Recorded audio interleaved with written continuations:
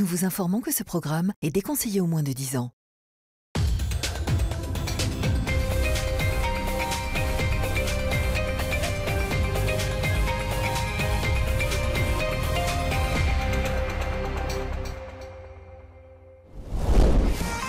Cette semaine, plongez dans les secrets des restaurants. Au pays de la gastronomie, c'est un sandwich 100% américain qui est devenu le chouchou des Français. Je passe pas le burger. Combien de fois par semaine à peu près? Une fois par semaine. Les burgers haut de gamme ont fait leur apparition à la carte de tous les menus de France. Plébiscité par les consommateurs, cette tendance aiguise les appétits des géants américains. On est vraiment des passionnés du burger et on partage ça avec nos clients. Et donc ils deviennent fans de nos produits, fans de notre marque. Longtemps considéré comme le symbole de la malbouffe, le burger continue de traîner une mauvaise réputation. On a quasiment le nombre de calories rien que là pour un homme la journée entière. Mais il y a aussi les chefs qui rêvent d'une étoile. Rodolphe Potier, rond. Il vient de sortir de l'école de cuisine, on dirait, hein? Il y a peu d'élus. Sur les 175 000 restaurants que compte l'Hexagone, seulement 616 sont étoilés. Une étoile, c'est la garantie pour un restaurateur d'accroître son chiffre d'affaires. Souvent les chefs parlent d'une évolution du chiffre d'affaires d'environ 30%. Mais perdre une étoile peut être un véritable drame économique. Au début, j'ai pris une claque énorme. Et vous allez voir qu'aujourd'hui, il n'est plus nécessaire de quitter son canapé pour bénéficier de la qualité d'un restaurant. Oh, les énormes bagels! Un marché de la livraison à domicile dans lequel de jeunes start-up ambitieuses se livrent une guerre à couteau tiré pour remporter la plus grosse part du gâteau. Tout est grammé très précisément parce que si on le fait comme ça au feeling, en fait, c'est pas rentable et on est vraiment au centime près. Dégager des bénéfices en livrant toujours plus vite les consommateurs. La pression économique peut parfois virer au drame. La voiture devant moi a freiné et j'étais tellement fatigué que j'ai pas eu le réflexe et je suis rentré dans le pare-brise. Burger, gastronomie, livraison de repas à domicile, plongez dans les secrets des restaurants. Bonsoir à tous et bienvenue dans votre magazine d'enquête sur Énergie 12. Chaque semaine, notre équipe de journalistes se rend sur le terrain, décrypter un phénomène de société, une nouvelle tendance ou dévoiler les coulisses d'un lieu mythique. Pour ce numéro, nos équipes ont enquêté dans les secrets des restaurants. Et vous allez voir que dans notre pays réputé pour sa gastronomie, il y en a pour tous les goûts et surtout toutes les bourses. Le célèbre guide rouge fait et défait les réputations des plus grands chefs. Cette année, 70 restaurants ont reçu une étoile. Un cadeau mais aussi une pression monstrueuse pour les restaurateurs qui n'ont qu'une peur, perdre le précieux macaron.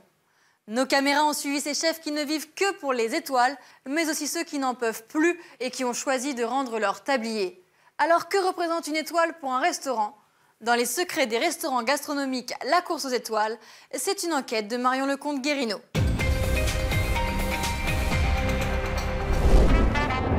Paris, Palais Brongniart. La presse du monde entier s'est donné rendez-vous ici. Aujourd'hui, Michael Ellis, directeur international des guides Michelin, révèle le palmarès des nouveaux chefs étoilés en France. Cette année, 70 nouveaux étoiles. C'est un record pour les guides Michelin. Ça démontre que la bonne cuisine, la gastronomie en France n'a jamais été aussi brillante. Dans les coulisses, ces 70 chefs étoilés sont un peu fébriles. Tous n'ont su qu'au dernier moment qu'ils allaient recevoir la célèbre distinction. Chef Yannick Aleno. Yannick Aleno entre en scène. Déjà triplement étoilé, il obtient ce matin-là un nouveau sacre avec son établissement de Courchevel. La 3e étoile, si rare et si convoitée. C'est une immense fierté à nouveau d'être récompensé par ces 3 étoiles. C'est aussi la France qui rayonne à travers le monde entier. Voilà, donc je suis aujourd'hui évidemment très ému d'être là à nouveau et Et voilà, merci. Merci à vous. Vient ensuite le tour des toutes premières étoiles. Il y en a 57 cette année. Bravo, Fanny Ray. Et quel plaisir d'avoir une femme avec nous. Rodolphe Potier-Rouen. Rodolphe Potier est le plus jeune étoilé de cette édition. Il vient de sortir de l'école de cuisine, on dirait. Hein? Il a 14 ans. Non, je suis désolé. Pardon, excusez-moi, 26 ans. 25, pardon. En quelques secondes, la vie de ce jeune Rouennais vient de basculer. On a eu un coup de fil avant-hier et on a tout lâché, on était rassurés. Je renouvelle mon menu tous les jours. C'est de l'improvisation surtout. Que de l'improvisation, ouais. Un tout nouveau rôle pour Rodolphe, qui a ouvert son restaurant il y a à peine 18 mois. Et vous réalisez là? Pas encore. Je pense que je réaliserai la semaine prochaine quand ça sera passé un petit peu. Et vous l'avez appris comment? Ils m'ont passé un coup de téléphone mardi soir, au tout début de service. Voilà, pour m'annoncer la grande nouvelle. Il y a eu une explosion de joie dans le restaurant. Les clients ont dû entendre en salle d'ailleurs. Toute mon équipe était vraiment heureuse et moi aussi. On a même pleuré. Donc c'était beau. On va démarrer une nouvelle aventure du restaurant avec des règles encore plus strictes et encore une envie de mieux faire, encore plus poussée. Mais dès demain, à l'aube, tous ces cuisiniers retourneront à leurs fourneaux. Objectif, conserver précieusement ces étoiles qui brillent fort au-dessus de leur toque. Sur les 175 000 restaurants de l'Hexagone, 616 sont étoilés. Et ils sont tous recensés dans un seul et même ouvrage. Le Michelin peut être adulé, peut être décrié, mais c'est le juge de paix. Créé en 1900 par les frères Michelin, ce petit livret était au départ distribué aux automobilistes et recensait les informations pratiques sur la route. On partait en vacances avec les cartes Michelin, le guide Michelin, grâce au guide Michelin, on s'arrêtait dans les restaurants, dans les hôtels. Et du coup, ça a toujours bercé mon enfance. En un siècle, il est devenu une véritable bible de la gastronomie qui fait et défait la réputation des chefs. Alors, que représente une étoile pour un restaurant? Et sur quels critères les chefs sont-ils jugés? Tous les détails qui vont faire le niveau technique du plat, par exemple, l'assaisonnement, la cuisson exacte, tout ça, c'est préférable de prendre des notes. Alors, comment les chefs se battent-ils pour conserver leur étoile chèrement acquise? Nous avons mené l'enquête dans l'univers de la haute gastronomie française. Bonjour Marion, bienvenue au Flaris. Alors on y va? On va travailler? Nous sommes allés à la rencontre de ces chefs qui ne vivent que pour les étoiles, investissant des sommes colossales. C'est au-delà de 200 000 euros, je pense. Ils se mettent ainsi une pression colossale. Il a pleuré plus d'une fois où je lui ai dit « mais arrête, c'est pas possible, c'est trop dur ». Car avec une étoile, un restaurateur accroît ses bénéfices. Souvent les chefs parlent d'une évolution du chiffre d'affaires d'environ 30%. Mais perdre une étoile peut être un véritable drame.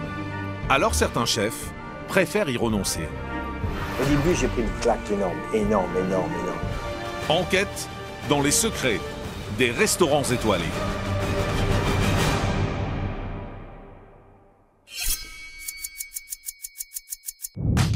Rouen, en Normandie.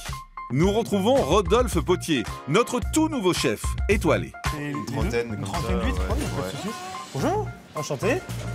Bonjour Rodolphe, vous allez bien? Ça va bien.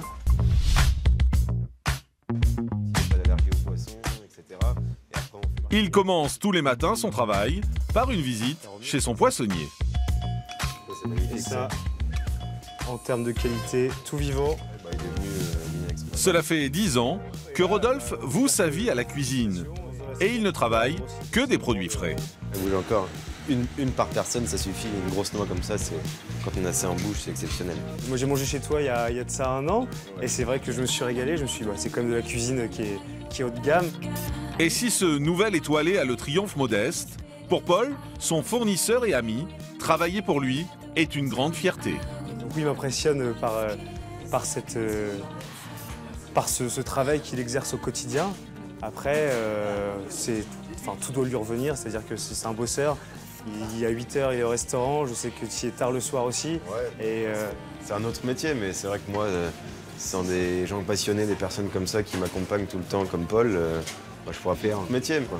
Je peux dire que félicitations et puis fêter ça autour d'un petit verre entre nous, voilà. Salut, à la prochaine. Ouais, merci. Merci. Et puis, Les mains chargées, Rodolphe rentre dans son restaurant qui porte sobrement le prénom du chef. Pourtant, ce lieu est avant tout une affaire de famille. Bah oui, toi. Ouais. Ça a été hier soir?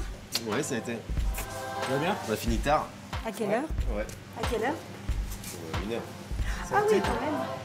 Ses parents n'ont pas hésité une seconde à prendre des risques pour financer le rêve de leur fils. On a vidé notre livret A pour pouvoir commencer cette belle aventure. Rodolphe a également dû emprunter 180 000 € à la banque et hypothéquer la maison familiale en guise de garantie. Ça marche bien, mais bon, la maison reste hypothécable. Aujourd'hui, ils regardent ensemble la remise de sa première étoile.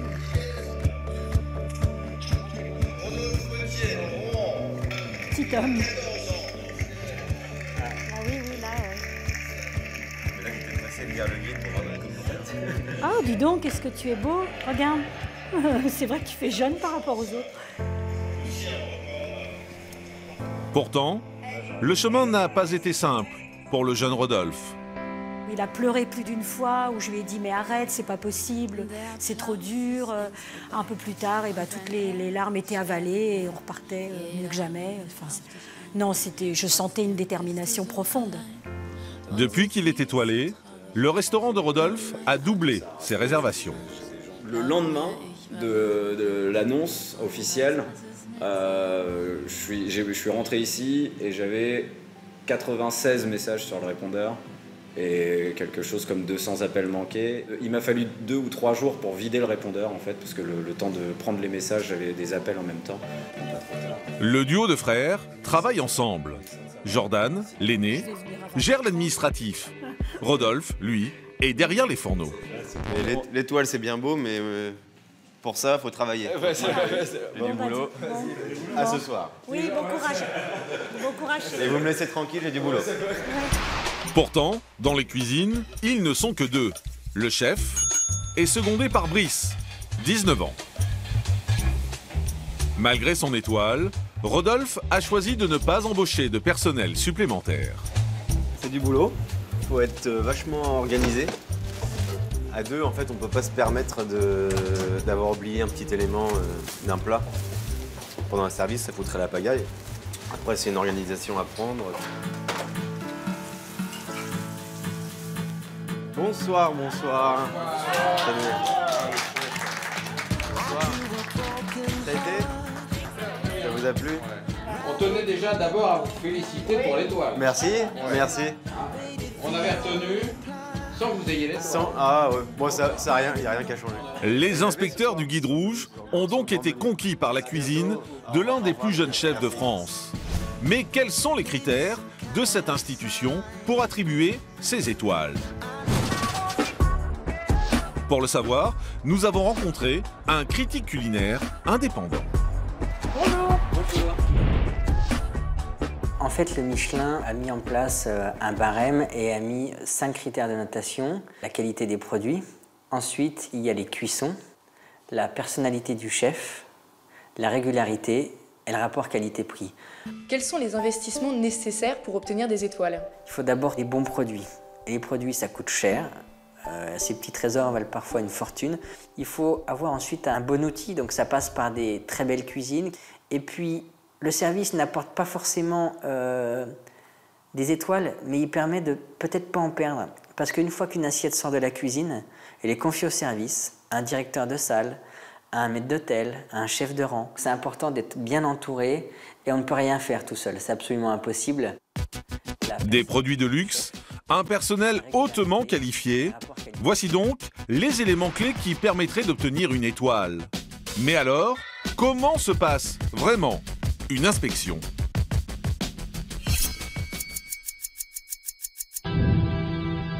Pour comprendre comment sont évalués les chefs, nous avons sollicité le fameux guide rouge, qui a refusé notre demande de tournage. Alors, nous sommes allés toquer chez son concurrent, le tout aussi célèbre guide jaune.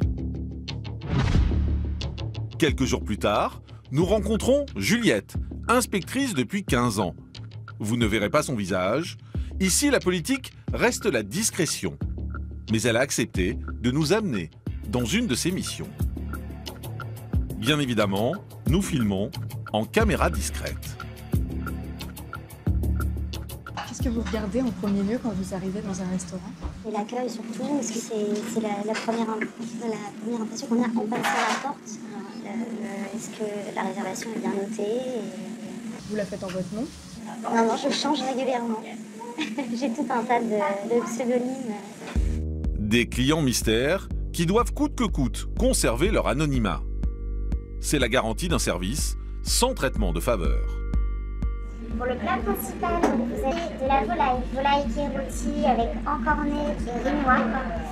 Tous nos sens là sont en éveil, donc on a la vue, l'odorat aussi.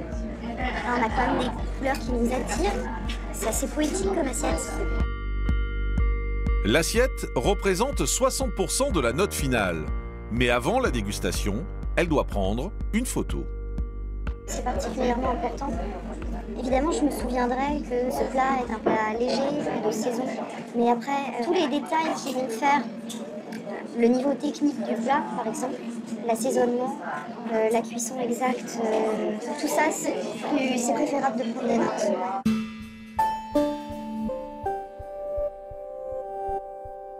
Vient ensuite le plat principal. Vous voyez, cette cuisson de la volaille, c'est quand même magnifique. C'est un plat qui est quand même relativement technique dans la mesure où réussir une cuisson pareille, il faut avoir un certain niveau. Une cuisine de qualité pour 34 € seulement. Juliette a le sentiment d'en avoir pour son argent. Le rapport qualité-prix, oui, ça rentre en compte aussi dans l'enquête, c'est très important. Ce plat-là, à 150 €, c'est vrai que, voilà, vous voyez, on n'a pas le même plaisir tout de suite. Là, sur un menu à 34 €, on a encore plus de plaisir, on a encore plus envie de revenir, parce qu'on se dit, je peux en faire ma cantine. Vous êtes salarié du Bohémio? Non, pas du tout. Non, je ne suis pas rémunérée pour faire des enquêtes, je suis défrayée. Vous êtes du coup dans la restauration ou pas du tout? Pas du tout. Pas du tout, je suis photographe. Pour nous, ça doit rester une activité de passion. Une passion plus qu'un métier chez les inspecteurs du guide jaune. Contrairement à leurs concurrents du guide rouge qui, eux, sont salariés et gagnent en moyenne 2 500 € par mois. Une différence fondamentale pour le directeur de Bohémio. Bonjour. Bonjour. Vous allez bien? Très bien. Si on n'est pas indépendant, on n'est pas un guide de critique. Ça veut dire qu'on est proche des restaurateurs, proche des chefs, et donc on est juge et partie.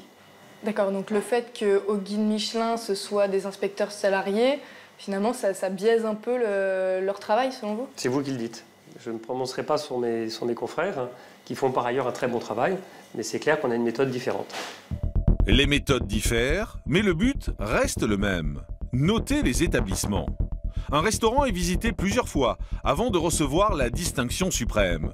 Une toque dans le guide jaune ou un macaron dans le guide rouge. Mais vous allez voir qu'une fois l'étoile acquise, encore faut-il la conserver.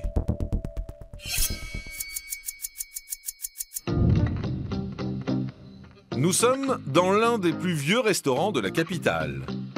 Aux commandes de la cuisine, Julien Dumas, un chef attentif aux moindres détails. J'aime bien tout voir. Tout voir, tout regarder, tout goûter. Alors au début, ça fout l'impression un peu aux gens qui cuisinent avec moi, mais ce que je leur dis, il faut pas qu'ils aient la pression, ils sont pas jugés. Avec moi, ils sont jamais jugés.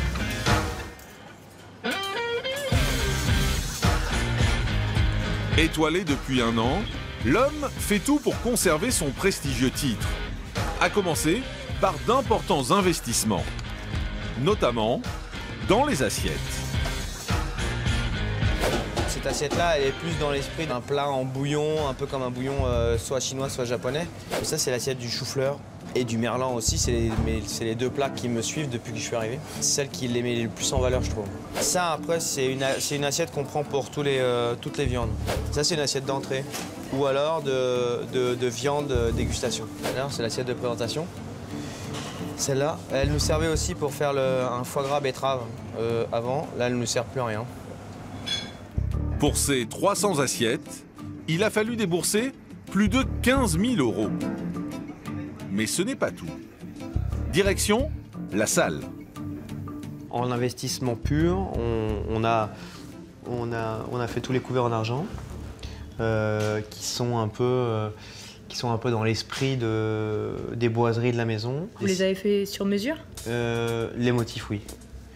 Montant total des rénovations? Au-delà de 200 000 €, je pense. D'accord. Un investissement colossal.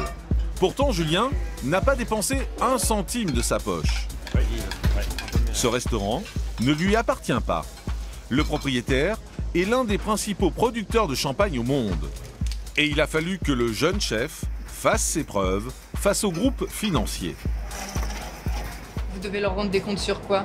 Sur le nombre de clients, sur le prix que vous mettez dans les produits? Ouais, c'est ça, c'est surtout le prix qu'on met dans les produits, quoi. Je fais pas du politiquement correct, mais au début, ça a été un peu un air de la guerre, mais là, ça va, c'est un peu tassé. Ça n'a pas été évident au début? Mais non, mais parce que moi, je suis arrivé, j'étais personne. Donc il fallait gagner leur confiance un peu. Et selon le chef, cette stratégie financière plaît au Guide Rouge. Je pense qu'ils font très attention à la façon dont la maison est tenue. Donc si vous avez des très belles nappes, que c'est chaleureux, c'est une expérience qu'ils viennent vivre. En fait, ils se mettent à la place d'un client avec un œil quand même assez précis, assez professionnel. Et du coup, je pense que ça joue effectivement dans leur verdict. Julien a donc pu recevoir les fonds nécessaires pour garder sa prestigieuse distinction. Mais d'autres n'ont pas les mêmes soutiens financiers. Alors, tous les restaurants sont illégaux dans cette course aux étoiles. Nous sommes allés poser la question à un spécialiste financier. Bonjour. Bonjour. Vous allez bien? Très bien, et vous, merci. On y va? Oui.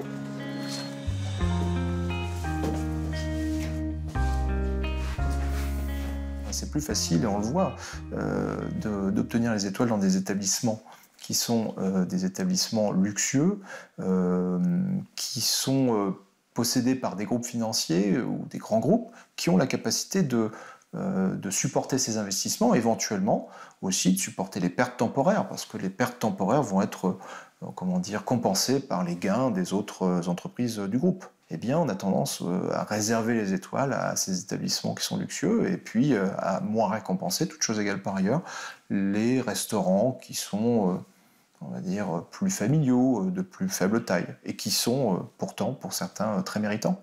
Est-ce qu'on peut dire du coup que la course aux étoiles, c'est un peu une course au financement? Clairement, on sent que il y a une forme de règle implicite qui veut qu'un chef qui souhaite acquérir des étoiles, eh bien, doit investir et doit s'engager dans une stratégie un petit peu dangereuse, une stratégie financière coûteuse et puis risquée. Et ce risque est quand même extrêmement stressant. Ce stress se transmet, semble-t-il, en cuisine et puis épuise nos chefs. Et si les chefs stressent autant, c'est parce que la Bible de la gastronomie mondiale ne fait pas qu'attribuer les étoiles. Elle peut aussi les retirer. Cela peut entraîner des conséquences économiques désastreuses et pousser les chefs à bout. Pour éviter de telles pressions, vous allez voir que certains chefs ont fait le choix de renoncer à cette prestigieuse distinction. Nous sommes à Genève. Nous allons rencontrer Claude Legras. Bonjour Marion, bienvenue au Flaris. Alors on y va? On va travailler? Pour ce chef et son épouse Inès, la deuxième étoile, obtenue en 2007, sonnait comme la promesse d'un avenir heureux. Avec plaisir. Claude investit alors beaucoup d'argent, recrute du personnel et donc augmente ses prix. Du coup, les clients hésitent à venir et le restaurant se vide. Un 0, un midi ou gastronomique, un 0 le soir au gastronomique et le lendemain midi, 0 aussi. Donc là, vous vous posez des questions parce que, hormis pourquoi il n'y a pas de clients, c'est que là, le cuisinier se pose des questions. Là. Ma cuisine, elle n'est pas bonne, je ne plais pas, je suis trop cher. Jules Boudin, le fondement. Pour faire revenir ses clients, Claude travaille jusqu'à 19 heures par jour. L'épuisement et la faillite le guettent. On le voyait très triste et c'est vrai, à un moment donné, on a eu peur pour sa santé et c'est pour ça que je lui ai posé cette question à un moment donné, est-ce que ça vaut le coup de continuer? C'est irrespectueux de me poser cette question. Ça fait 46 ans que je baigne dans le monde des étoiles et tu me demandes de me retirer. C'est irrespectueux. Oui, je me suis presque mis en colère, hein, je crois, Inès. Hein, j'étais pas bien. Hein, dire que, et puis ouais, il faut être sensé à un moment, il faut réfléchir. Au début, j'ai pris une claque énorme. En novembre 2016, le chef prend alors une décision. Il réunit sa brigade et leur annonce qu'il rend ses étoiles. Guillaume, qui est mon chef, qui était devenu tout blanc, mon maître d'hôtel aussi, du tout blanc. Et là, je me suis dit, je les ai perdus. Hein. Je n'osais plus m'approcher d'eux, parce que quelque part, c'était aussi une certaine trahison. Hein. Et ce soir-là, Claude se sépare de 10 personnes sur les 22 de sa brigade. Mais ici, j'avais 2 cuisiniers qui faisaient donc la cuisine pour le café. Et là, j'avais ici la partie garde-manger où j'avais un cuisinier, voire un cuisinier et demi, pour envoyer toute la partie froide. Mais là, il n'y a plus personne. Non, il n'y a plus personne. Pourquoi? Parce que j'ai simplifié la carte. Des plats plus simples qui permettent à Claude de réduire ses coûts. Exemple, avec la trilogie d'huîtres, l'un de ses plats signature. Cet élément-là, c'était un plat que je faisais quand j'avais des étoiles Michelin. Mais la différence, c'est que on faisait une huître en tartare, on faisait une huître au champagne, et après on faisait une huître au caviar. On remplace le caviar. Aujourd'hui, en notant le caviar et le champagne, la trilogie d'huîtres est passée de 75 à 38 €. Une cuisine plus abordable qui attire de nouveaux clients. Sur cette pression des étoiles, il faut toujours être au top et puis on fait une cuisine un peu plus directe. On a moins de chichis sur l'assiette. Les chaises confortables, l'argenterie ont également été rangées au placard, tout comme les 300 nappes. Là, je suis à 24 500 francs suisses d'économie pour une année. Ça veut dire pratiquement 24 000 € rien que de blanchissage pour les nappes du restaurant, de l'ancien restaurant gastronomie. Tu vois, c'est quand même énorme, c'est énorme. On a fait un bon choix. Un goût de liberté retrouvé pour ce meilleur ouvrier de France. Merci Nico. Mais il ne compte pas s'arrêter là. Il a décidé de populariser sa cuisine en ouvrant un food truck, un camion ambulant de restauration. Il n'y a pas besoin d'avoir un tapis rouge pour accueillir les gens. Dans ce métier, il faut être humble. Notre métier, c'est quoi? Avant tout, c'est d'apporter du plaisir aux gens. Mais pas si simple de sortir de la Bible de la gastronomie. Nous avons découvert que malgré son désaccord, le restaurant du chef figure toujours dans l'édition suisse, mais désormais avec une seule étoile. Depuis plus de 10 ans, le Petit Guide Rouge fait et défait les réputations des chefs. S'il a souvent permis de découvrir de futurs grands noms de la gastronomie, il continue également, aujourd'hui, à faire trembler.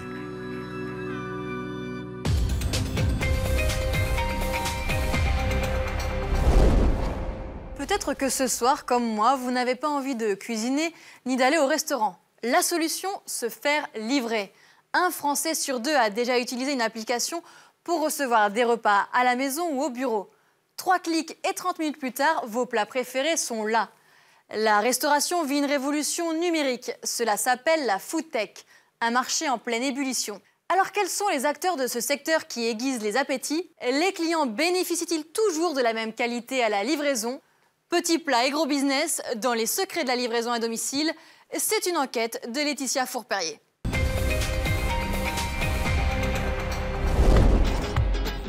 Nous sommes à Bordeaux, en compagnie d'Héloïse et de ses 2 colocataires, Suzon et Baptiste. Et comme chaque vendredi soir, la même question. Bon, qu'est-ce qu'on mange ce soir? On commence à avoir faim, ça va plus me suffire. On commande. Depuis une dizaine de mois, ces étudiants sont adeptes de la livraison à domicile. Grâce à une application sur leur téléphone, ils peuvent choisir parmi de nombreux restaurants. Oh, ça. Du français, du camembert rôti. J'adore la nourriture française. Et du coup, quand on sait pas vraiment quoi manger, plus il y a des belles photos, ça incite bien, enfin, ça donne envie. C'est vite surtout le dilemme, c'est on va à quel restaurant? C'est soit on fait un asiatique, soit un italien, soit on va faire un restaurant français. Ouais. Donc c'est vraiment le fait d'avoir le choix chez soi en fait. Quelques minutes plus tard, leur choix est fait. Bagel, camembert rôti, sushi, de quoi satisfaire le palais de chacun. Pour Héloïse, se faire livrer, c'est avant tout l'avantage de profiter d'un bon dîner sans bouger. Surtout, ce qui est bien, c'est qu'on a le confort de rester chez soi. Ça, c'est... Parce que, moi, je suis un peu casanière, j'aime pas trop sortir, du coup, les restos, le soir, tout ça... On a facilement la flemme, mais là, c'est cool, on reste à la maison, on a un bon petit repas, on n'a pas besoin de faire à manger. 20 minutes plus tard, les commandes arrivent. Oui. Je vous ouvre. Hey, hey. Ah, ça y est? Ouais, alors ça c'est camembert rôti, madame. Et oh, les énormes bagels. Les trois amis s'en sortent pour une quinzaine d'euros chacun. Comme eux, un Français sur deux est déjà passé par une application pour se faire livrer les plats de leur resto préféré. 3 clics, c'est la seule chose à faire pour obtenir en 30 minutes chrono les petits plats de vos rêves. La livraison de repas explose en France et elle a bouleversé la manière de s'alimenter des citadins pressés. Ça marche plutôt bien. C'est pratique. Ça fait gagner du temps. C'est bon. On peut pas se faire à manger chez nous, donc on commande. On n'a pas envie, donc voilà. Et c'est livré rapidement, c'est moins cher qu'en boutique, donc plutôt contente. Nous, ça fonctionne bien, on l'utilise souvent. On l'utilise très souvent. On estime que d'ici 3 ans, le marché français de la livraison de repas à domicile pourrait peser plus d'1 milliard d'euros. Du coup, dans l'Hexagone, de plus en plus d'entreprises se lancent sur ce créneau. Sur une boîte qui réussit, il y en a 11 qui échouent. Alors, qui se cache derrière ce nouveau business ultra compétitif?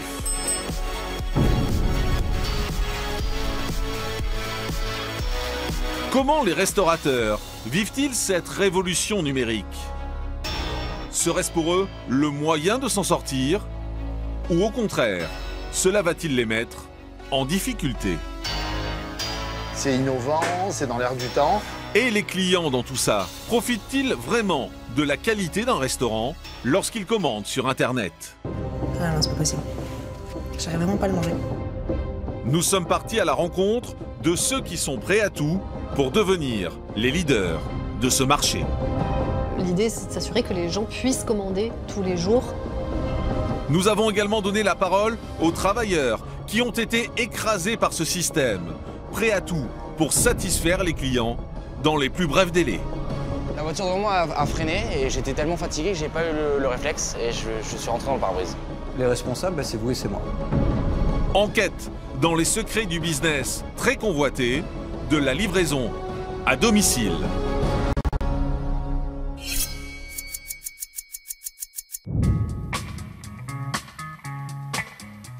Paris, 15e arrondissement. C'est ici que Damien a ouvert son premier restaurant.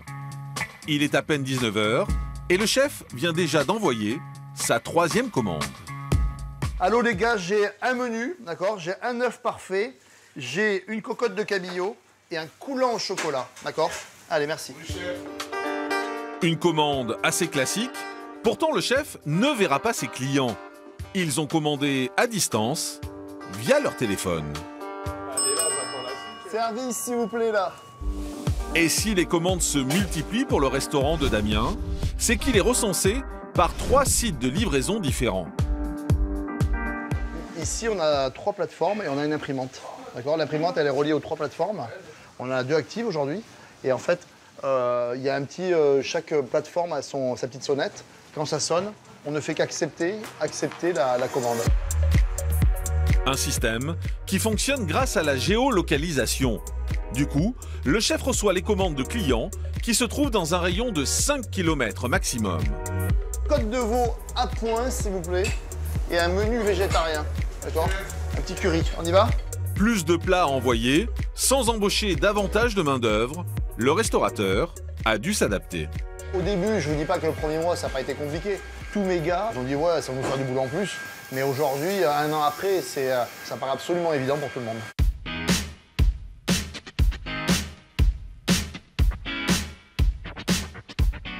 On a tendance un petit peu à prioriser les commandes vente à emporter. Parce qu'au fait, un client, il peut patienter 2-3 minutes de plus, il est à table, il est dans l'ambiance, il est tranquille, il a les petites bougies, tout va bien, donc lui, ça va. Du coup, de aller vachement vite, ça implique pas de négliger un petit peu la déco, la présentation. Comme on a des boîtes, c'est un peu plus en tas. Par contre, la quantité et la qualité est exactement la même, rigoureusement la même. Et si Damien chouchoute ses clients virtuels, c'est parce que les commandes passées depuis les applications gonflent son chiffre d'affaires. 8% de plus chaque soir. Du coup, quels sont les points négatifs à être partenaire d'une ou de plusieurs startups de livraison? Aucun point négatif. Vraiment, vraiment, vraiment. Je vois pas où est le négatif. Ça nous apporte un chiffre d'affaires en plus. Ça nous fait connaître à des clients qui ne vont pas forcément chez nous. Mais il existe néanmoins une contrepartie.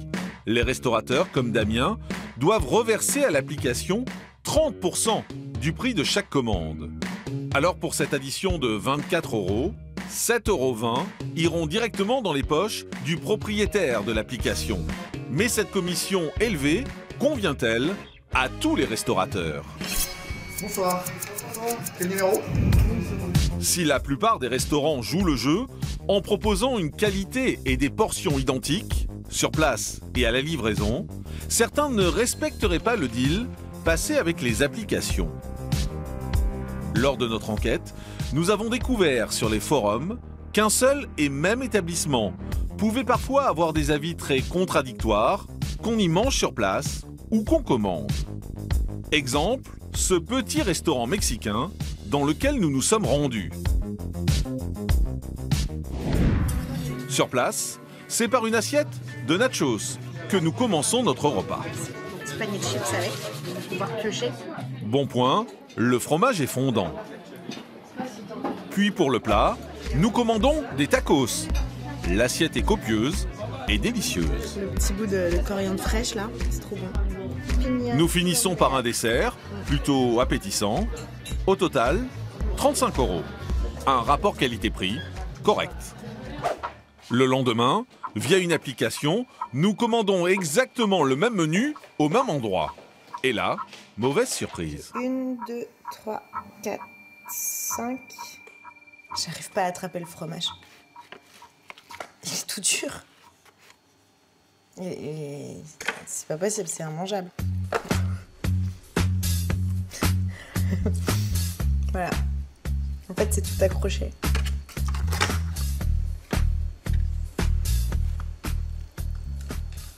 Ah non, c'est pas possible. Il s'effrite. Il se casse. Le tacos, il est pas très bon. Il est tout sec. La coriandre a cuit.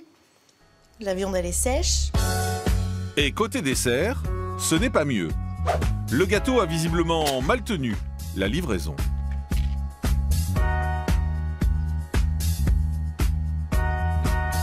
Conclusion, nous avons payé seulement 1 € de moins qu'au restaurant pour un résultat très décevant.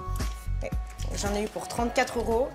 Et bah pour 34 €, j'en ai pas pour mon argent.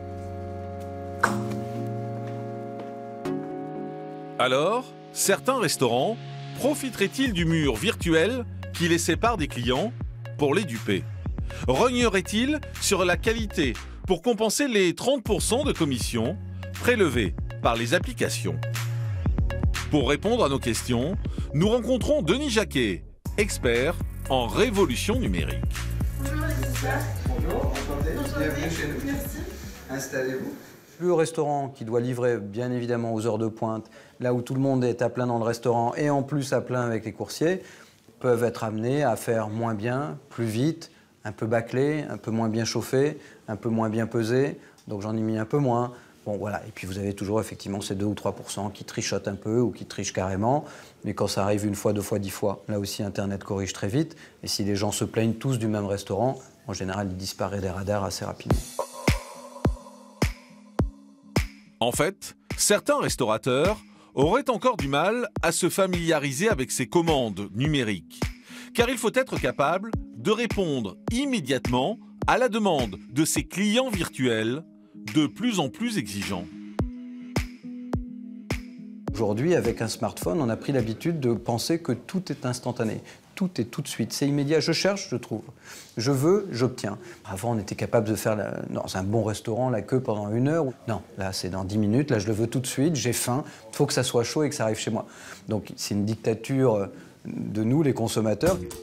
Et pour répondre à ces clients de plus en plus pressés, les applications de livraison se livrent une guerre impitoyable. Oui, bonjour, c'est Laetitia au téléphone.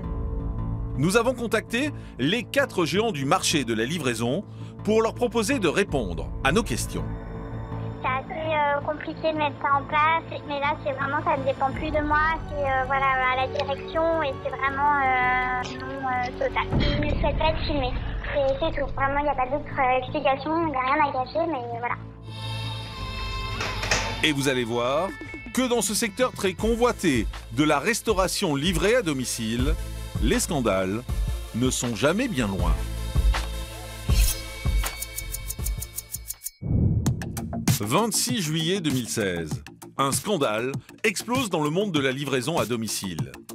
Face à la concurrence qui fait rage, l'un des leaders du secteur se déclare en cessation de paiement. En fermant son site subitement, la start-up met en difficulté financière 3200 restaurants partenaires. Joint par téléphone, l'une des restauratrices touchées par cette affaire a accepté de nous parler. Vous avez perdu de l'argent à cause de ce dépôt de bilan? On est à un petit peu plus de 1 000 € de perte. C'était quand même une somme importante pour nous et donc ça correspond à la perte des commandes de tout le mois de juillet sur le site. Donc les clients ont payé leurs commandes sur le site, mais le site ne nous a jamais reversé l'argent ni à nous, ni aux livreurs. L'affaire fait scandale et soulève la colère des établissements partenaires. Ils reprochent à la start-up belge de ne pas les avoir avertis plus tôt de la situation. Ils étaient en train de planter tout le monde et dans des conditions franchement pas clean. Donc, ils ont continué à faire tourner la société pendant 1 mois avec l'argent des livreurs et des restaurateurs. Du coup, quelle est votre réaction? C'était assez brutal parce qu'on se dit vraiment que c'est fini, qu'on ne reverra pas notre argent et que c'est un peu un sale coup, quoi. 20 millions d'euros de commandes se seraient évaporés. Alors, une question se pose. Ce modèle économique est-il viable sur le long terme? Et qui survivra dans ce marché en ébullition?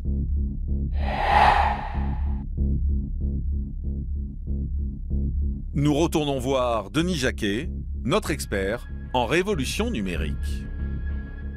Alors l'enjeu pour une start-up qui veut réussir, c'est d'être le leader. Celui qui est le premier, il rafle le marché. Mais pas français, le marché européen, le marché mondial. Mais pour être rentables, ces startups ne peuvent s'implanter que dans les grandes villes de l'Hexagone. Il y a 36 000 communes en France. La plupart sont des communes de 500, 2000, 1500 habitants. Ils ne peuvent pas aller là-bas. En termes de logistique, c'est impossible. Donc du coup, ça se concentre sur des grosses communautés, du Paris, du Lyon, du Marseille, du Lille, etc. Donc du coup, pour réussir à faire du volume sur 5 ou 6 villes par pays, ça ne suffit même pas pour rentabiliser l'entreprise. Ce qu'on oublie aussi, c'est que sur une boîte qui réussit, il y en a 11 qui échouent. Et vous allez voir que pour tirer leur épingle du jeu et être rentable, certaines sociétés ont inventé un nouveau concept. Prendre tout en charge, de la fabrication du repas à la livraison. Plus besoin de passer par un restaurant. Montreuil, 7 h du matin. Nous arrivons dans l'un de ces restaurants entièrement virtuels. Sous nos yeux, les produits frais sont en train d'être livrés. Ah, ils en avaient des poires au crayon. Ouais, c'est bien. Julia et la directrice de la cuisine. On vient de réceptionner les marchandises qui sont pour nous presque les plus importantes, c'est les fruits et légumes. C'est ça l'équilibre et c'est ça une bonne alimentation. Une bonne alimentation qui passe tout d'abord par le choix des produits. Elles étaient bien en fait les framboises du truc là. Ouais, c'était bien de qualité. Okay. Julia et ses 55 coéquipiers maîtrisent la chaîne de A à Z. C'est la particularité de ce restaurant virtuel. Et vous avez Fernando ici, dont le métier est de réceptionner toutes les marchandises et de vérifier justement que ça soit nickel. Donc c'est lui qui va nous alerter en premier s'il y a un produit qui est juge pas qualitatif, pas conforme à nos standards. Et si la société est exigeante sur la qualité des marchandises, c'est parce qu'elle ne cuisine que des produits de saison. Chaque jour, les recettes changent. Alors, l'objectif de Julia est d'éviter au maximum les pertes. Et pour cela, elle a ses astuces. Tout est grammé très précisément, à la fois pour que on ait la production qui convienne, c'est-à-dire qu'on arrive à sortir le bon nombre de barquettes, et à la fois aussi pour que nous, on arrive à rentrer dans nos frais, parce que si on le fait comme ça au feeling, en fait, c'est pas rentable, et on est vraiment au centime près. Julia évite ainsi le gaspillage. Cela lui permet d'être très compétitive. Ici, menu, entrée, plat, dessert, fait maison et facturé en moyenne 15 €. Mais ce n'est pas tout. Pour se démarquer de ses concurrents, elle a eu une idée toute simple et pourtant très ingénieuse. Livrer des plats à réchauffer. En étudiant les habitudes des consommateurs, on s'est dit que ça permettait aux gens en fait, de maîtriser leur moment de consommation. Ils peuvent le commander à 11 h au bureau et le manger finalement après leur réunion à 13 h. Il n'y a pas de souci, ils ne sont pas contraints par le fait qu'on livre chaud. Chaque jour, l'entreprise envoie dans la capitale 1500 plats fabriqués la veille par leur brigade de 25 cuisiniers. Ils sont ensuite stockés dans des entrepôts différents, appelés des hubs. Un hub, c'est l'endroit qui permet aux coursiers de récupérer des plats et après les livrer. C'est une plateforme en fait de stockage avant la livraison. Voilà, exactement. Ça permet d'avoir des temps de livraison qui ne sont pas trop longs. Moi, je vais gérer toute la zone qui est ici et toutes les adresses qui sont répertoriées dans cette zone. Automatiquement, ça nous revient à nous. C'est ici. À toutes.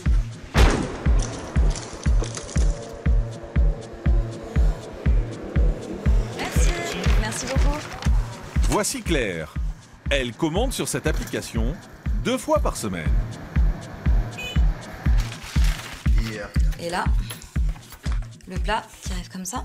Quand c'est livré froid, c'est la certitude aussi que ça n'a pas été réchauffé 14 fois avant. Et voilà. En seulement 3 clics, les citadins pressés et affamés reçoivent au pas de leur porte des petits plats mijotés.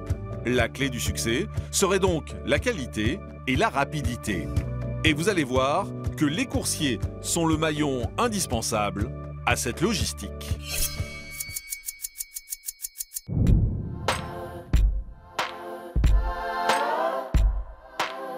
Nous sommes partis à la rencontre d'un coursier qui a accepté de témoigner à visage masqué.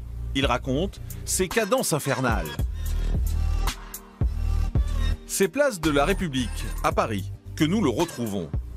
À 25 ans, le jeune homme fait jusqu'à 17 courses par jour. Chaque livraison lui rapporte 5,75 €. Il gagne donc environ 3 000 € par mois. C'est un travail qui est assez prenant dans le sens où plus on va travailler, plus on va gagner. Il faut enchaîner un maximum de courses, non? Il faut enchaîner pas mal de courses, oui. On va dire c'est la patte du gain, entre guillemets, dans le sens où déjà on a 10 minutes pour livrer le client. Donc plus vous êtes rapide, plus vous allez recevoir des courses derrière et plus vous allez gagner d'argent.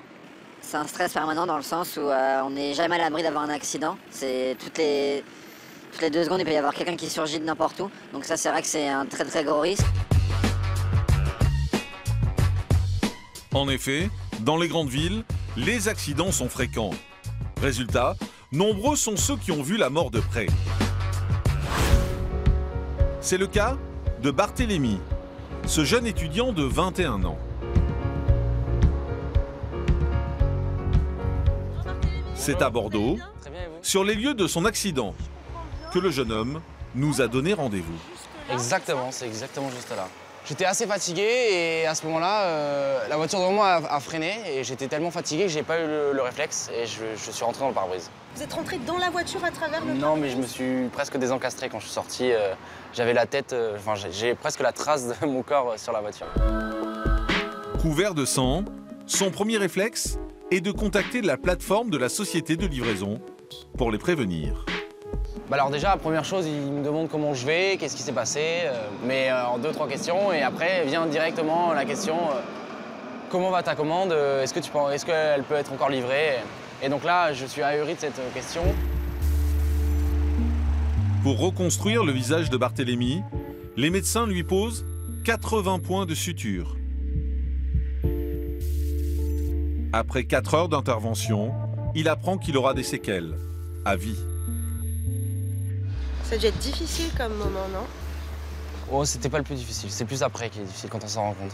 Et c'est quand tous les jours, quand on se lève, qu'on voit qu'on n'est pas le même visage qu'avant, que les gens ils nous regardent dans le tram, qu'ils nous regardent avec des grands yeux, et dès qu'on les regarde, ils tournent le regard. Ouais. C'est ça qui est dur. Depuis son accident, Barthélemy doit se rendre 2 fois par semaine chez la kiné. Il devrait également subir dans les prochains mois une intervention laser sur son visage. Des soins qui lui prennent beaucoup de temps et d'argent. Est-ce que ça a été considéré comme accident du travail? Alors non, ce n'est pas accident du travail parce que on n'est pas des employés. On est des auto-entrepreneurs, donc semi-associés ou partenaires comme ils l'appellent. Donc c'est tout à notre charge et il n'y a pas du tout de dédommagement pour les associés ou partenaires. Résultat, lors de son accident, Barthélemy n'était pas assuré et il n'a eu droit à aucune compensation financière. Ce sont donc ses parents qui ont pris en charge les frais médicaux. Conditions de travail extrêmes, faillite, le business 2.0 de la livraison de repas à domicile représenterait donc parfois un pari risqué. Mais vous allez voir que la dernière tendance est tout autre. Il ne s'agit plus de commander un repas via son application, mais de réserver un chef en chair et en os.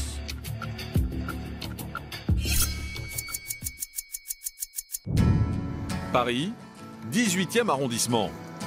Il est 19h et Boris commence sa journée de travail. Il est chef à domicile. Bonsoir. Bonsoir. Boris. Claudel. Enchanté. Bonsoir. Bienvenue à la maison. Bah merci. Ok, donc c'est ici que ça se passe. Voilà. C'est parfait. Il ne dispose que de quelques mètres carrés pour sortir un menu digne d'un grand restaurant. Mais il ne semble pas inquiet. Là, on a tout ce qu'il faut, on a un minimum de plan de travail. On a un évier à proximité, des plaques, un four, une hotte aspirante, donc tout ce qu'il faut pour travailler. Le strict nécessaire, donc, est largement assez pour cuisiner. Car adaptation, c'est le maître mot pour le chef à domicile. On commence toujours par le dessert, parce que c'est en général la chose qui prend le plus de temps. Par exemple, l'entrée, on peut la faire à la minute, et la dresser et l'envoyer. Le couple a réservé Boris sur ce site internet qui compte 400 chefs à domicile. Le client choisit son menu et le cuisinier arrive le jour J avec les produits nécessaires. Alors, qu'est-ce que vous nous concoctez? Sablé breton, il y a aussi l'infusion de bissap, enfin de coquelicot quoi. Et là, je suis en train de préparer quelques ballotines de dinde.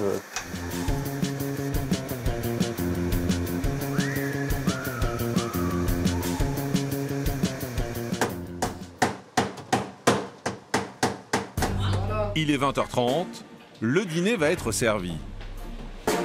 Comme dans un vrai restaurant, sur la table trônent des bougies, un service de table complet et l'indispensable carte avec le menu du soir. Voilà, on ébranche parfois les plats à la bonne franquette. Quand je vois le menu, ça s'attend à bien manger. Voilà. Un chef à la maison serait donc la solution idéale pour profiter pleinement du confort du restaurant dans son salon. Ça me permet de passer la soirée avec vous, comme ça j'ai pas toujours à faire des allers-retours dans la cuisine. Voilà. Ça permet de recevoir autrement. Ça veut dire que on a quand même l'expérience du chef qui est à côté, qui explique ses plats. On a des associations qui sont plus recherchées, même si j'aime bien cuisiner. Ça me permet de... Vraiment, j'ai rien à faire. Un luxe abordable, 35 € tout compris par personne. Les amis estiment en avoir pour leur argent. Quand on commence à faire la fête le samedi soir ou le vendredi soir, l'addition augmente très rapidement. Alors que si on est ici à la maison, bah, chacun ramène sa petite bouteille et on fait la fête chez soi, tranquillement, sans avoir des additions très. Ici, pour l'addition, pas de mauvaise surprise. Tout a été payé en amont sur Internet. Cerise sur le gâteau, alors que les invités dégustent le dessert, Boris, lui, fait la vaisselle. Merci chef. Bon. Bravo chef. Merci. Merci. Félicitations, c'est excellent. Chef. Cheers. Santé. Bah, je vais faire le tour du coup. Santé chef. Santé. Toujours rêvé de faire ça. Entre chef à domicile, livraison ou restaurant virtuel, la concurrence fait rage sur Internet. Le marché devrait même exploser dans les années à venir. Plus qu'une tendance, il s'agirait donc bien d'une nouvelle manière de s'alimenter des Français. Des Français toujours prêts à plus d'innovation pour se régaler.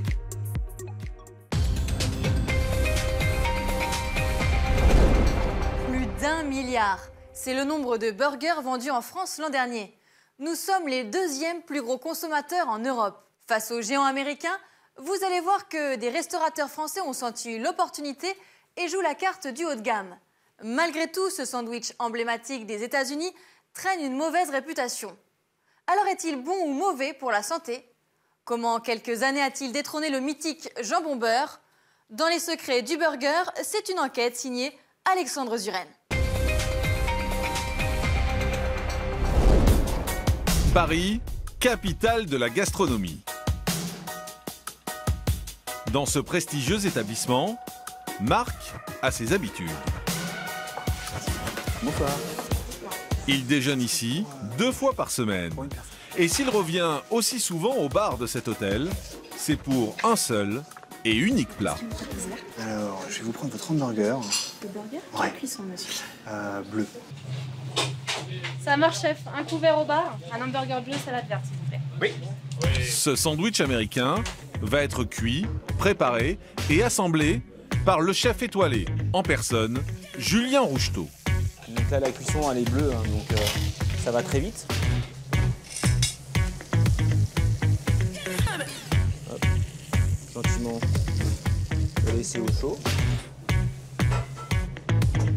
On met des produits pour travailler.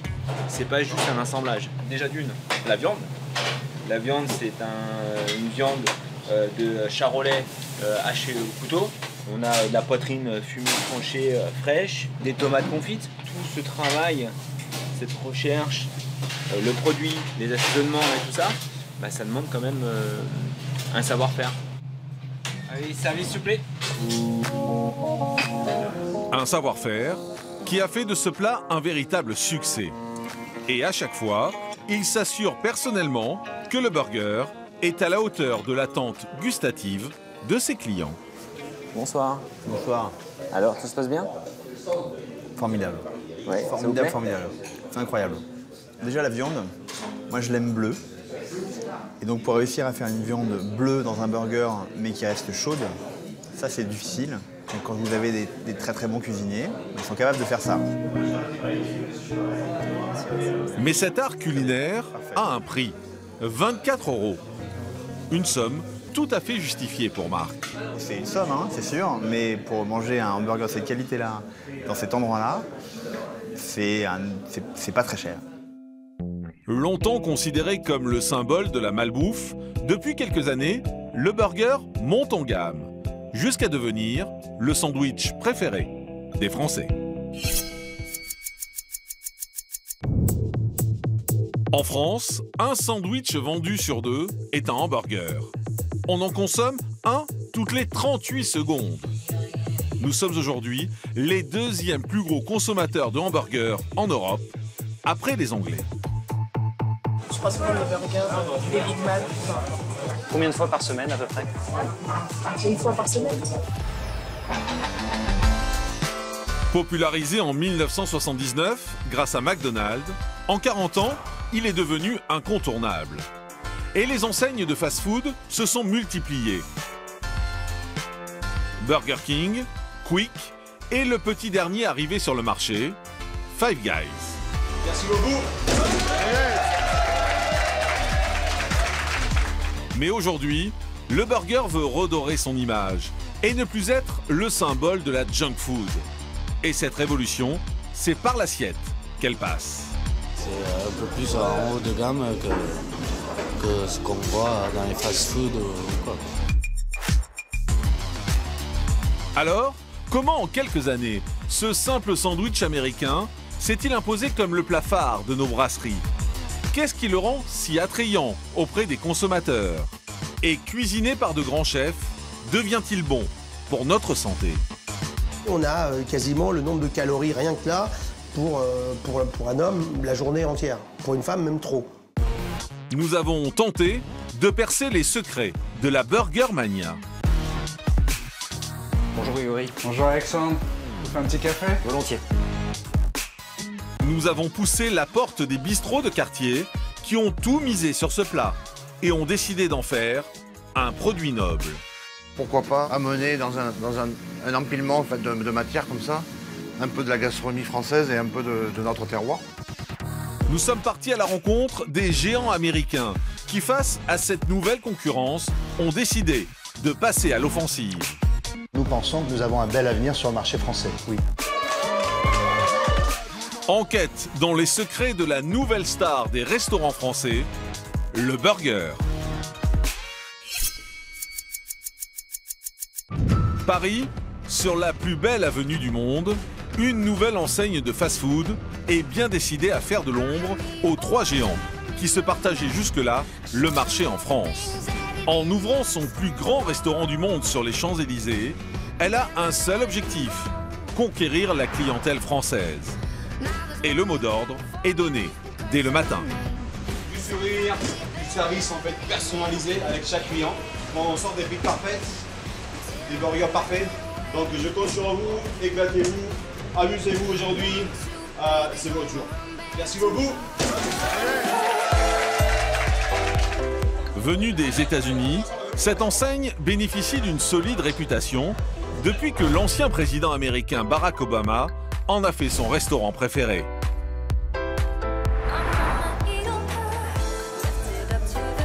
Et voici Maxime. C'est lui qui est chargé de développer la marque en France.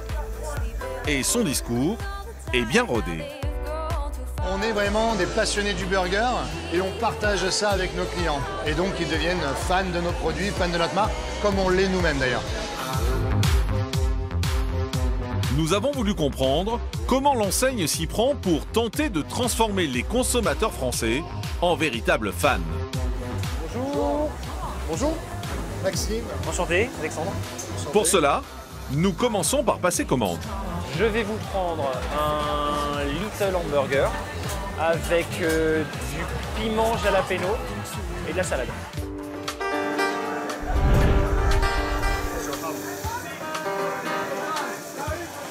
Il y a encore 4 petites frites, les gars, s'il vous plaît. L'enseigne américaine joue la carte des burgers haut de gamme. Comprenez, des sandwichs frais, fabriqués devant vos yeux. C'est entre 3 et 4 heures de préparation pour vraiment préparer toute la nourriture pour la journée. La viande est reçue hachée. Ah, elle est reçue hachée. Et nous la transformons en portions de steak haché au quotidien, tous les matins par les équipes. Et est-ce qu'on peut demander sa cuisson? Non.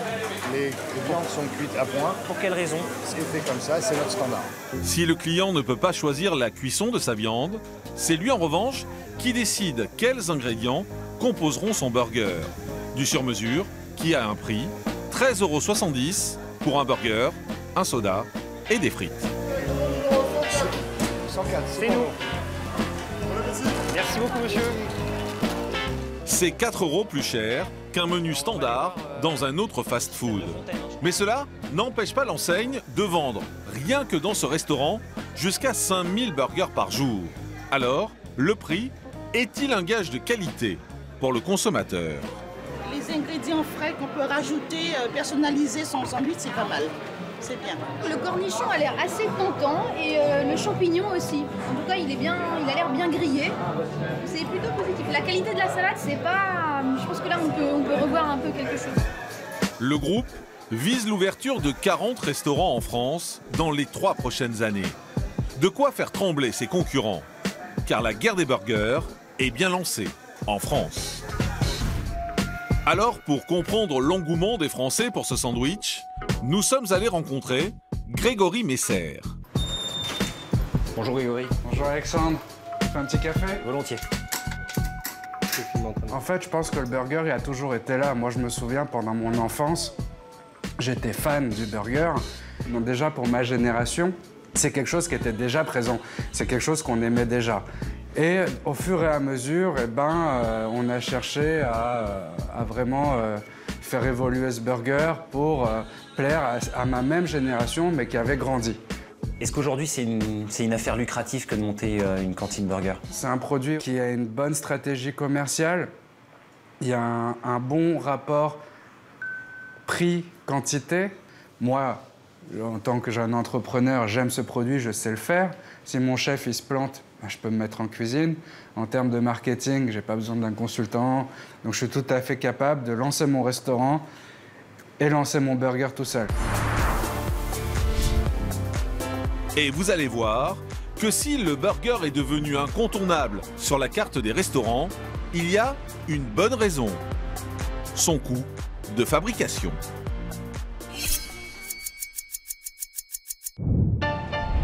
Paris, 8h du matin.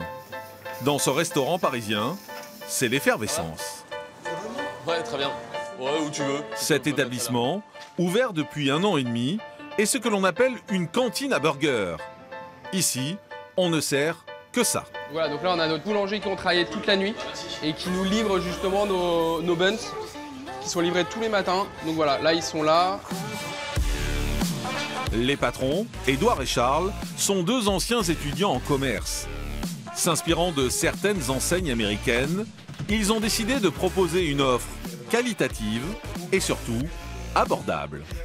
Et pour ça, ils font des économies à tous les niveaux. Tous les légumes, on les reçoit à l'état brut. Et ensuite, c'est nous qui les transformons. Donc là, on a reçu à peu près 3 kilos de champignons. Et si tu veux, 10 minutes après, c'est bon, ils sont déjà en chauffe. Il existe des champignons prédécoupés, mais en gros, on paye à peu près 1/3 du prix par rapport à des produits qui seraient déjà transformés. Et pour réduire le coût de la main-d'œuvre, les patrons passent même derrière les fourneaux. Leur staff n'est composé que de 5 personnes. Mais dans leur cuisine, ne cherchez pas le chef, il n'y en a pas. C'est jamais les mêmes personnes qui font les fermetures, c'est jamais les mêmes personnes qui font la cuisine le matin. Tout le monde est polyvalent, tout le monde tourne. C'est-à-dire que tout le monde est interchangeable. Si jamais quelqu'un a un souci, est malade ou quoi que ce soit, c'est pas grave en fait. On peut le remplacer en demandant à un autre équipier s'il peut venir travailler à sa place. Et c'est très pratique en fait. Salut, ça va? Ouais, ça va. Paf, c'est bon, c'est dans les 60 kilos. Impeccable. 50? Ok. Mais avec les effectifs restreints, il faut réduire au maximum le temps de préparation. Chaque jour, ils servent ainsi 80 kilos de frites.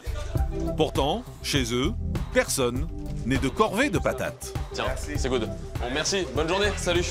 Donc là, c'est la livraison des frites qui a lieu tous les matins. Donc c'est des pommes de terre qui viennent de Picardie. Ils tranchent les pommes de terre et les épluchent sur place. Ensuite, les camions prennent la route durant la nuit et donc ils nous livrent le matin des frites fraîches, sous vide, donc avec aucun autre produit, aucun additif, aucun conservateur. En gros, là, au kilo, on est entre 1,20 et 1,40. Des frites fraîches, découpées et épluchées, c'est en fait 40% plus cher que des pommes de terre classiques. Mais en optant pour ce choix, ils économisent 5 heures de travail. Midi, c'est parti. Allez, emporter, sans boisson. Comme chaque jour, une centaine de clients est attendue. Tous paieront 11 € pour un hamburger avec frites et boissons. Ce qui est sûr, c'est qu'il ne fait pas hamburger surgelé. On a l'impression que c'est des produits frais qui sont dedans. entre le steak, les oignons, le pain. Quand on voit le hamburger, il est quand même assez copieux. Et puis, je trouve par rapport à ce qu'il y a dans les alentours, ouais, il est vraiment intéressant en termes de prix. Alors, ce restaurant peut-il être rentable avec un burger artisanal vendu à ce prix? On va avoir 30% qui est lié à nos matières premières, 30% qui est lié aux charges de personnel, 30% aux charges fixes et différentes petites charges variables, communication, le loyer, etc. Et puis nous, en fait, on a à peu près 10% de marge nette à la fin sur le burger. Du coup, ils ont pu ouvrir un deuxième établissement. Mais les deux associés ne comptent pas s'arrêter là. L'objectif, ça pour le coup, c'est pas un rêve, c'est d'en ouvrir un troisième déjà. Et ensuite, si ça continue, en ouvrir un quatrième, un cinquième, un sixième. Une cuisine simple à faire et surtout très rentable. Conséquence, les cantines à burgers fleurissent dans l'Hexagone.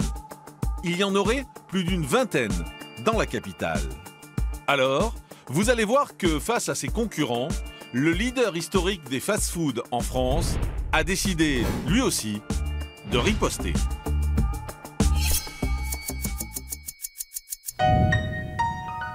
La contre-attaque du géant américain se met en place depuis quelques mois, en toute discrétion, dans quelques restaurants. Un tout nouveau menu, signature, est arrivé, proposant des burgers haut de gamme. L'enseigne a refusé de répondre à nos questions, mais a accepté nos caméras dans un de ses restaurants.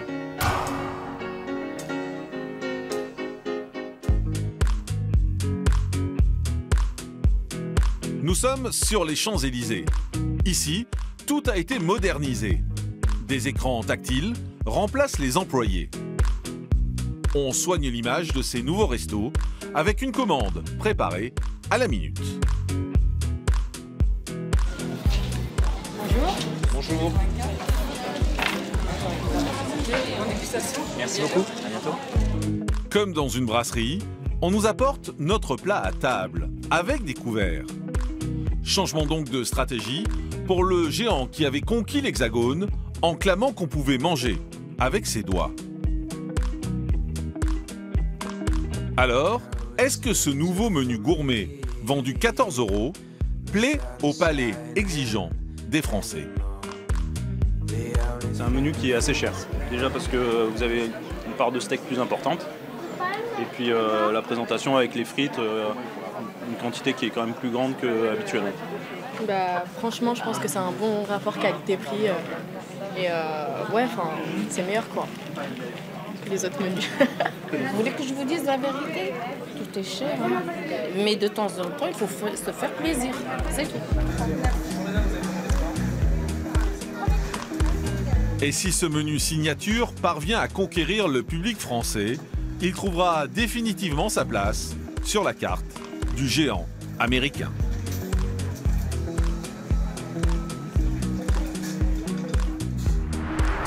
Au final, qu'il soit vendu 14 € ici, chez le leader des fast-foods en France, 13,70 € dans le restaurant préféré de Barack Obama, ou 11 € dans la cantine à burger, ces sandwichs se disent tous frais et faits sur mesure. Alors nous avons voulu savoir ce qu'ils valent vraiment. Pour cela, nous sommes allés rencontrer Xavier Denamur, restaurateur et défenseur du fait maison. Bonjour Xavier. Bonjour Alexandre. Alors vous êtes prêts? On va aller autopsier 3 burgers. Ah, l'autopsie d'un hamburger, moi ça me plaît bien. Ouais. Ouais.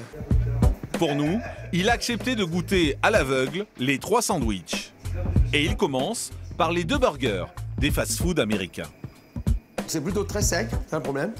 Bon, très sec, c'est archi cuit.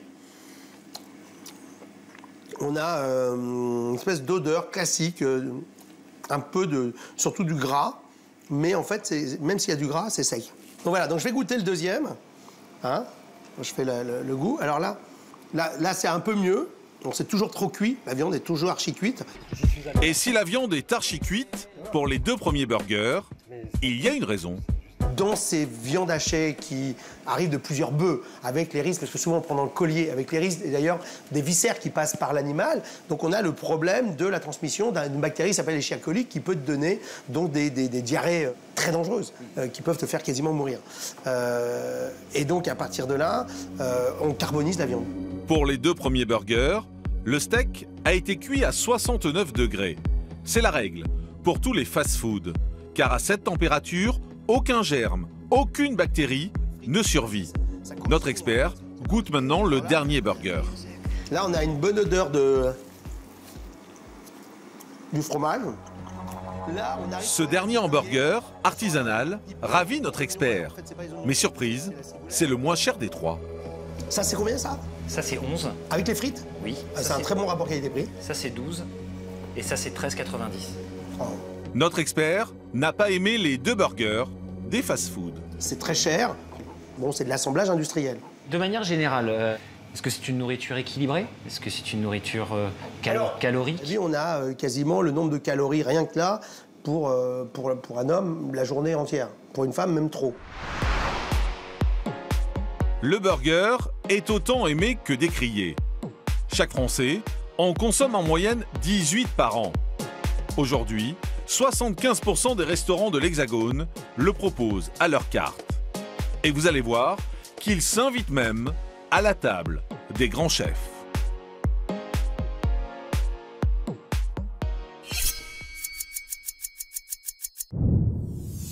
Partout dans l'Hexagone, les étoilés se déchaînent. Le New York Times a même attribué le prix du meilleur burger du monde à Yannick Aleno en 2010. Michel Saran, 2 étoiles à Toulouse, a même signé la recette d'un burger pour un restaurant de la ville. Mais un homme a décidé d'aller encore plus loin. Il a associé 3 noms de grands chefs pour créer la première chaîne de burgers étoilés. La semaine s'est bien passée? Samy a très bien travaillé et depuis le début de la semaine, c'est impeccable. À Bordeaux, nous rencontrons Bruno Odos dans un de ses restaurants. Il a ouvert il y a 3 ans, partant du constat que dans nos assiettes, le burger est en passe de détrôner le traditionnel steak frites. Moi j'étais dans ma brasserie, restauration traditionnelle, sur Bordeaux. Et là je me suis dit, qu'est-ce qui pourrait faire plaisir aux gens en mangeant rapidement et en retrouvant toute la gastronomie française. Et l'idée du burger m'est venue comme ça, c'était normal. Il décide alors de créer une brasserie qui ne propose que des sandwichs américains. Mais pour les fabriquer, il a fait appel à 3 grands chefs étoilés. Pascal Nibaudot, Fabrice Biasiolo. Je peux te prendre un torchon, Benjamin, s'il te plaît? Et Christophe Gérardeau, meilleur ouvrier de France. Je me suis dit, pourquoi pas amener dans un empilement en fait, de matière comme ça, pourquoi pas amener un peu de la gastronomie française et un peu de notre terroir. On essaie de faire des hachés de veau, des hachés d'agneau, des hachés de...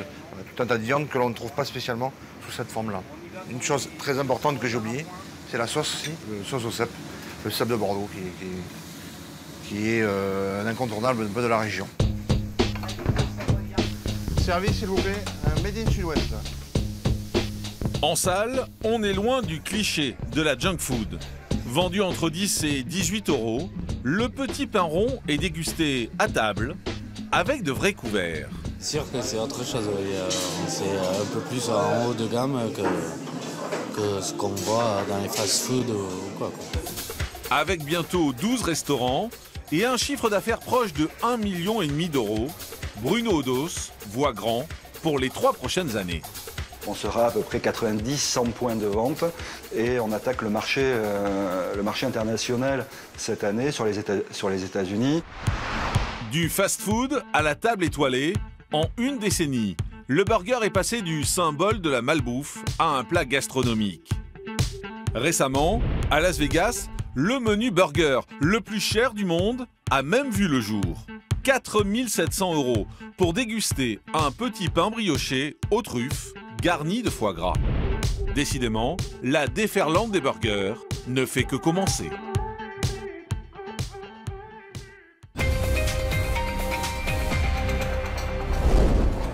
C'est la fin de votre magazine d'enquête sur Énergie 12. Merci à tous de nous avoir suivis. Restez avec nous. À tout de suite.